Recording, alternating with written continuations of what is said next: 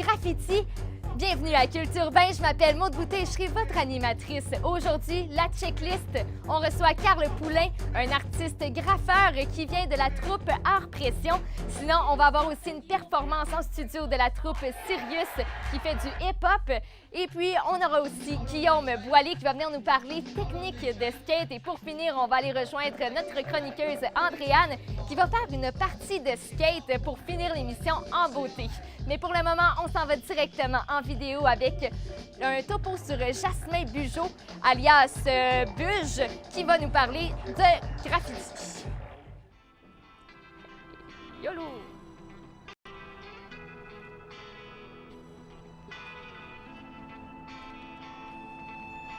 OK, salut, moi mon nom c'est Jasmin Bugeaud. Moi je suis concepteur, illustrateur, muraliste. Je fais de l'art urbain.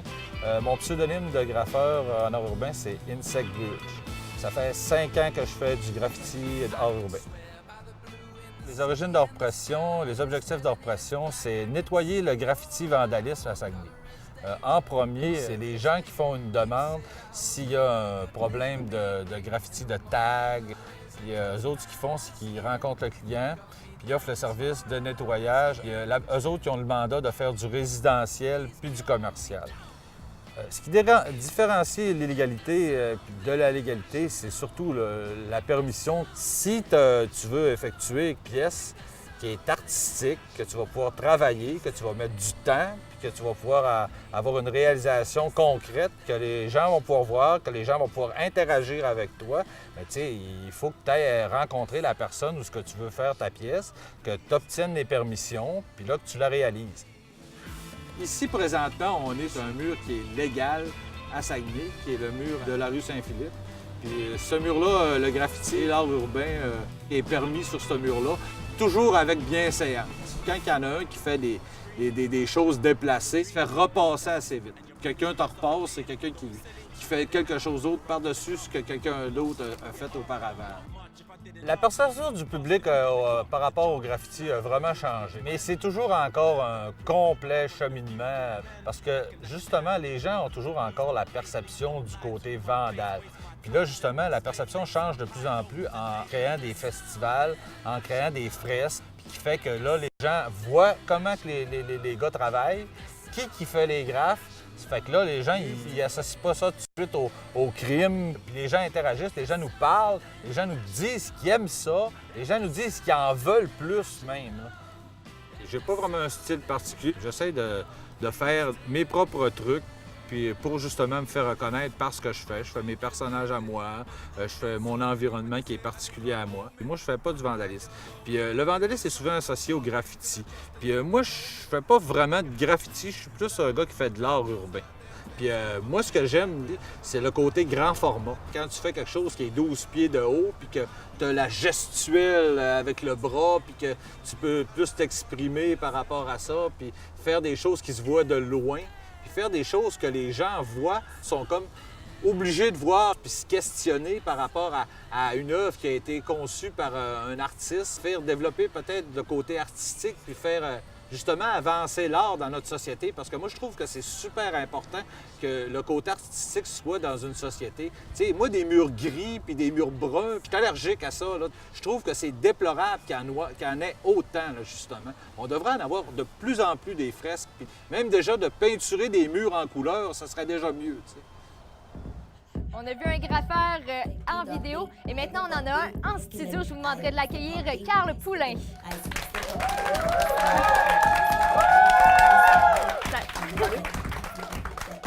Salut Carl, ça va bien? Oui, très bien, toi? Super bien. D'abord, le graffiti, t'en fais depuis combien de temps? Depuis 97. Ça a parti d'où, cette passion-là? Là, ça a parti de... Ben, en fait, c'est mon intérêt pour l'art en général. Mais tu sais, comme tout le monde, j'ai commencé en prenant une canette dans le fond du garage, puis on en a fait un graffiti illégal. T'es allé faire ça où? Sur une école secondaire, mais... Ça, faut pas le dire, faut pas le dire. Et sinon, qu'est-ce qui te passionne dans le graffiti? Ben en fait, c'est la combinaison de couleurs, formes, grand format, tu sais, C'est aussi une question de dextérité. On ne manipule pas un crayon, on manipule un jet de peinture qui sort cette grosseur-là. Et justement, on va y aller directement. Tu vas nous montrer plutôt que nous en parler. On a des canettes ici. D'abord, comment on la tient? Je vais le faire avec toi en plus. OK, oui. Je te laisse, tiens, je te laisse le rouge. Oh, la rouge. OK. OK. Donc, la canette, on tient toujours ça très droit. OK. OK? Juste pour que le jet sorte uniformément. Fait que dans le fond, on travaille à une distance peut-être de 10 à 15 cm. OK?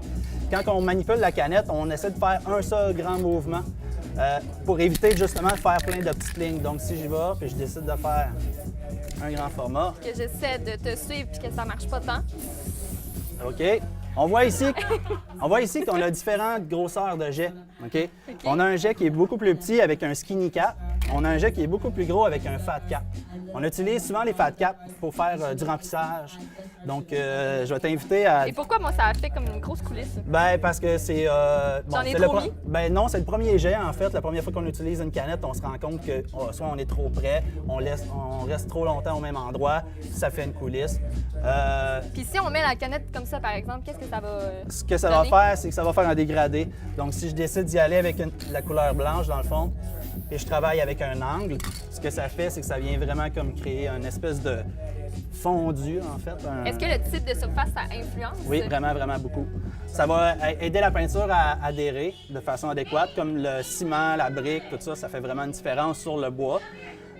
Aussi au niveau de l'opacité, le pigment de la canette va comme travailler différemment selon la surface. Puis le type de peinture aussi, ça doit influencer? La peinture qu'on utilise, nous autres les graffeurs, c'est une peinture qui sèche comme pratiquement instantanément. Là. Donc, tu sais, on a fait ça il y a 5 minutes. Ici, ça a ben pas, non, toi, je te conseille pas ici, mais ici, j'ai comme là, ça a aucun marché. problème.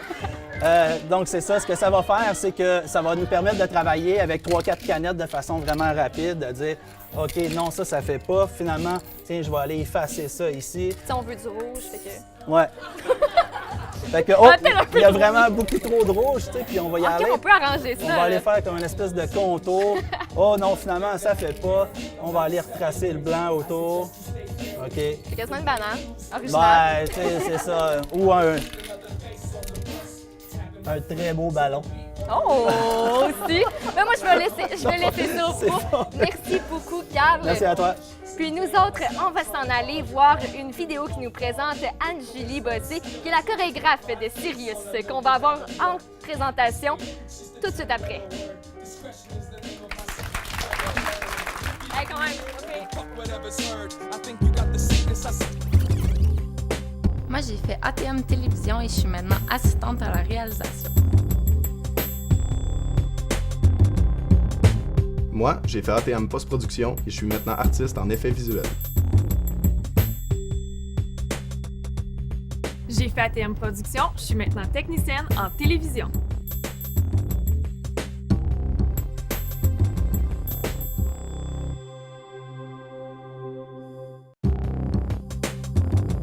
J'ai étudié en publicité au Cégep de Jonquière et je suis maintenant coordonnatrice de projet. J'ai étudié en publicité en ATM et maintenant je suis designer graphique. J'ai étudié en publicité au Cégep de Jonquière. Je suis maintenant coordonnatrice publicitaire.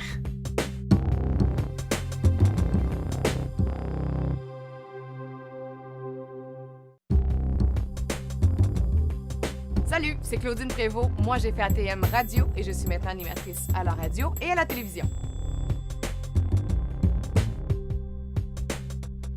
Moi, j'ai fait ATM Télévision et je suis maintenant caméraman. Moi, j'ai fait ATM Télévision et je suis maintenant aiguilleur.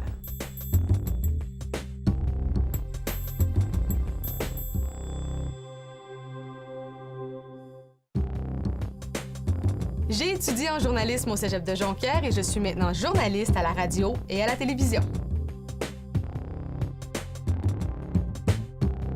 J'ai étudié en journalisme en ATM et je suis maintenant journaliste en presse écrite. J'ai étudié en journalisme en ATM et je suis maintenant reporter et rédacteur sportif.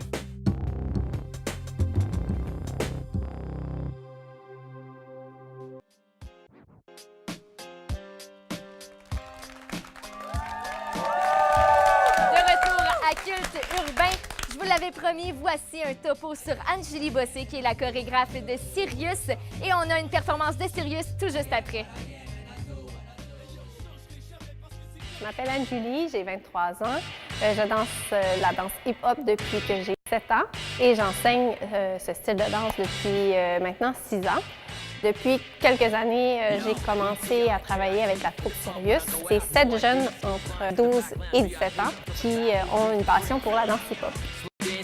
C'est vraiment partie des gangs de rue. L'histoire n'est pas vraiment bien définie, mais ce qu'on dit, c'est qu'un membre d'une gang de rue qui était tanné de voir des gens mourir à cause des batailles, les guerres entre gangs de rue. Donc lui, il a vu des gens danser, puis il a fait « pourquoi ne pas régler nos problèmes comme ça? » Fait qu'il a commencé à danser. Au début, les gens riaient de lui un peu. Mais finalement, au bout de la ligne, c'est là qu'ont apparu les battles. Ça existe encore, sauf que c'est dans un esprit plus amical, de compétition pour gagner un prix. C'est plus pour régler nos comptes. C'était vraiment vu comme de la violence. Maintenant, à cause des vidéoclips et des films de danse, cette image-là, elle a comme disparu avec le temps. Ça a vraiment débuté quand les vidéoclips ont commencé à jouer à la télé. Fait que c'est à partir de ça que les gens ont commencé à s'intéresser à la danse, puis que maintenant, c'est rendu quelque chose qu'on enseigne. Parce qu'avant, ce qu'on offrait dans les écoles de danse, c'était du ballet classique, du jazz. Fait que ça fait pas si longtemps que ça existe. C'est vraiment devenu populaire. C'est à cause de cette popularité-là qu'on a transporté ça dans les écoles de danse pour offrir à ceux qui étaient passionnés de la danse hip-hop, eux aussi, un endroit pour pratiquer, là, parce que dans la rue, pas un super endroit. Je fais un mélange de plusieurs styles qui englobe le hip-hop, qui remonte environ les années 70 pour créer mes chorégraphies comme ça. C'est diversifié. En général, ce que je fais, c'est que j'écoute la chanson, puis je vais plus avec le style de chanson. Je vais vraiment mettre qu'est-ce qui m'inspire sur le moment. Et que je suis capable de trouver les mouvements à partir de ce que je connais déjà, ce qu'on m'a enseigné auparavant. Sinon, je peux m'inspirer aussi de vidéos, des vidéoclips, d'autres vidéos de danse. C'est vraiment comme ça que je fonctionne.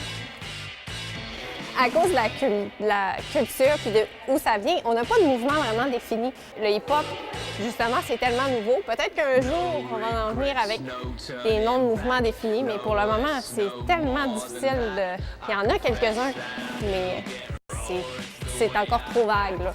Alors, Zachary, peux-tu me faire un freeze, s'il te plaît? Ensuite, six steps.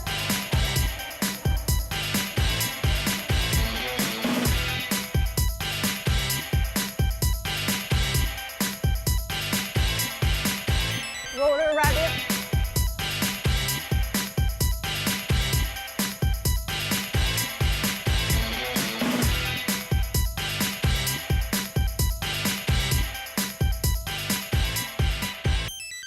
De Chicoutimi, veuillez accueillir la troupe Sirius.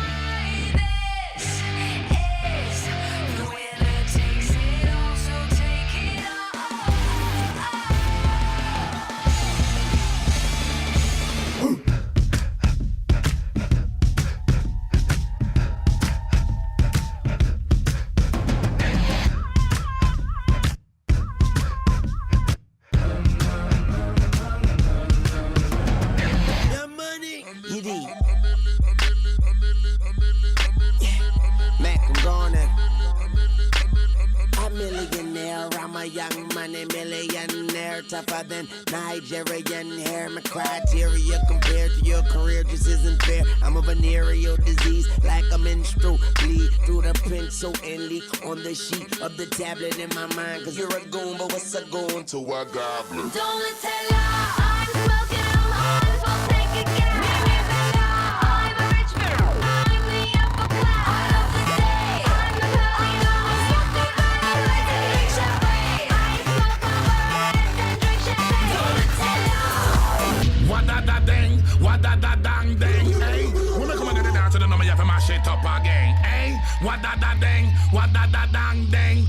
See them on top of the rhythm and kill them and give them another one doctor. See it there? Watch away anyway, nobody else do it proper. When me and my brother Snoop Lion meet is blessed love and honor. Two we are power and two we are eat. Now you know see the whole we are prosper. Rewind.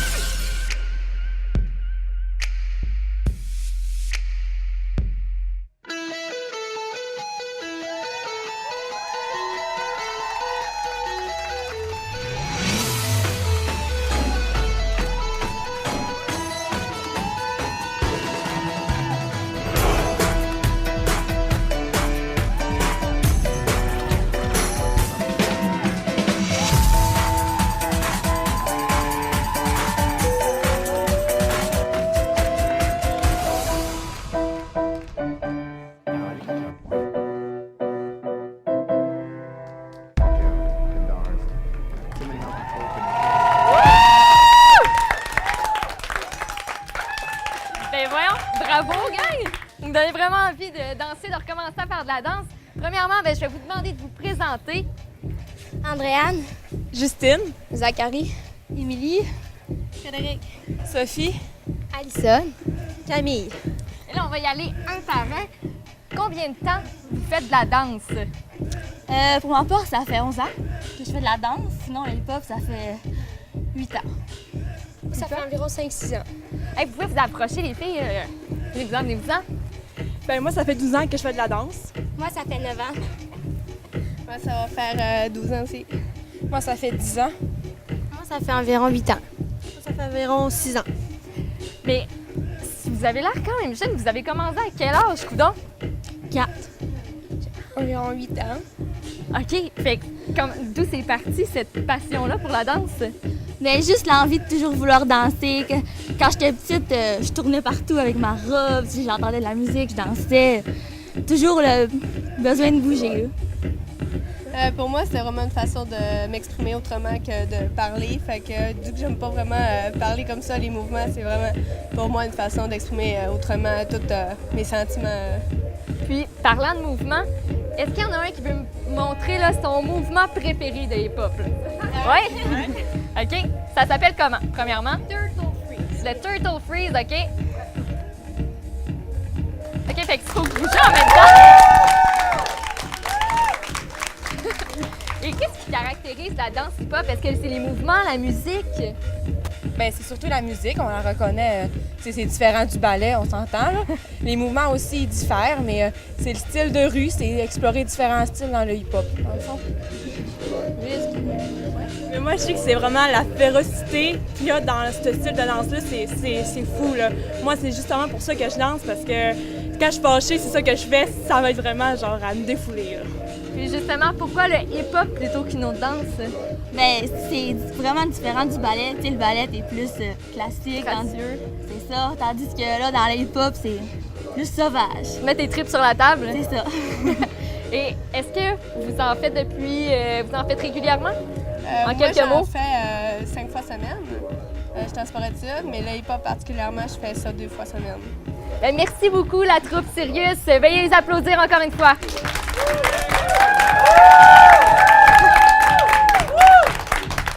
On passe d'un sport à un autre. On en voit de plus en plus dans les rues. Je parle ici du skateboard et pour nous en parler, on a Guillaume Boilly avec nous en studio.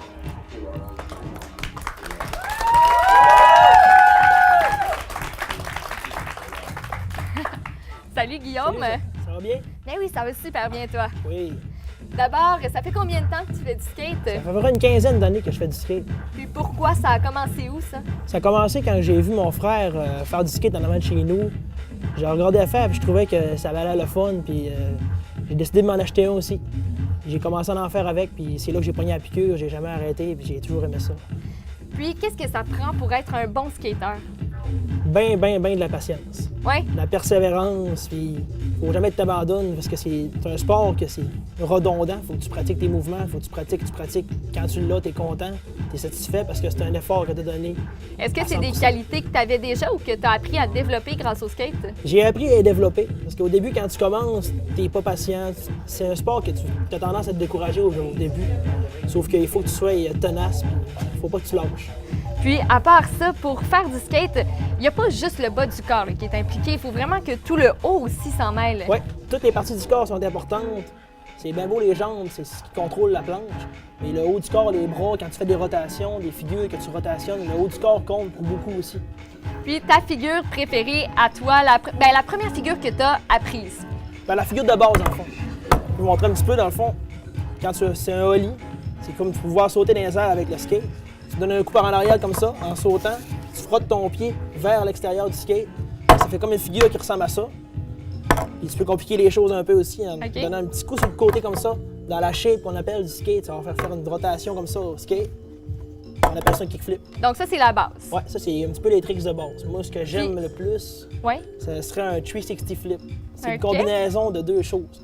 Une rotation comme ça de la planche, avec une rotation comme ça, ce qui donnerait vrai comme ça, tout en sautant dans les airs. Je vais pratiquer ça si je veux l'avoir, je pense. Ça prend bien de la pratique. C'est un niveau quand même assez expert là, pour faire ça. Quand tu commences à faire des tricks comme ça, tu te débrouilles quand même assez bien dans ce sport-là.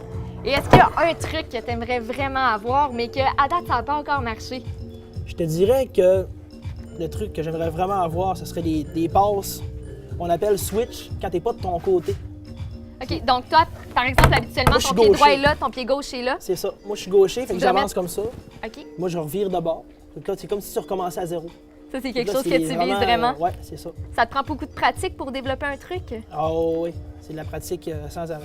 Mettons celui-là, est-ce que tu as déjà commencé à travailler dessus? Oui, je travaille un petit peu dessus. C'est sûr que c'est pas évident parce que c'est comme si tu revenais au début à la case départ, dans le fond. Fait que c'est encore de la pratique, puis de la persévérance. Bien, merci beaucoup, Guillaume, de nous en avoir parlé. Et nous autres, on s'en va rejoindre notre chroniqueuse Andréane Gagnon, qui est avec deux skateurs qui vont jouer une partie de skate.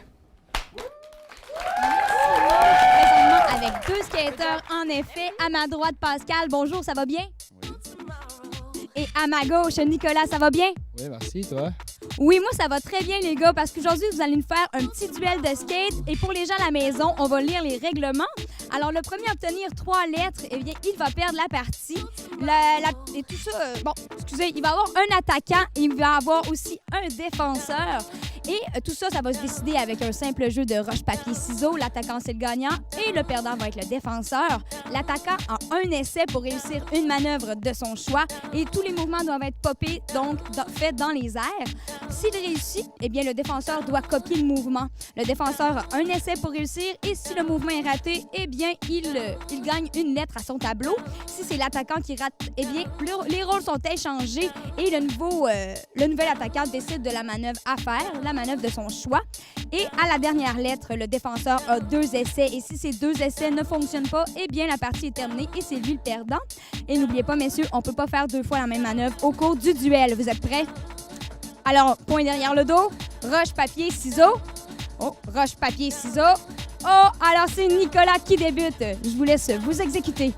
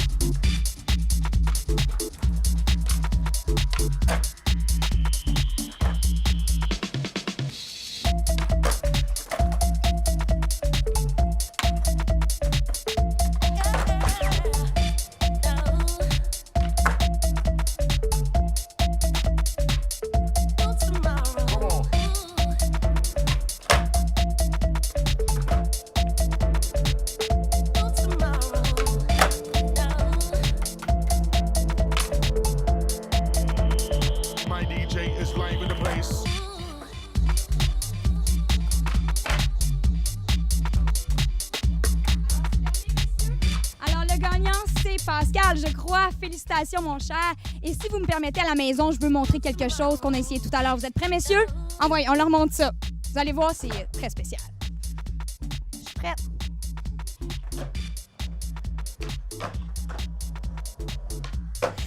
Et voilà, Maude, c'était ce qui termine notre démonstration. Merci, messieurs, de nous avoir montré votre savoir-faire.